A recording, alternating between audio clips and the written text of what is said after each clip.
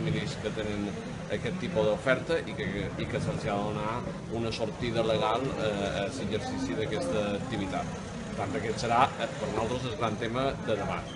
Nosaltres tenim, a part d'això, iniciatives que considerem molt importants. Tenim una proposició de llei de pobresa energètica per donar corrent, subministre a les persones que tenen una situació econòmica, una situació social que no els permet fer front al pagament d'aquests subministres.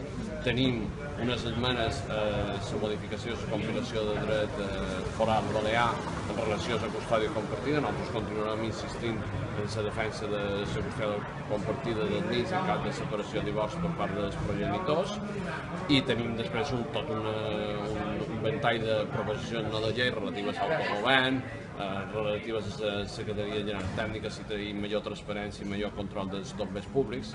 Per tant, hi haurà molta feina i esperam continuar en la mateixa línia que enguany.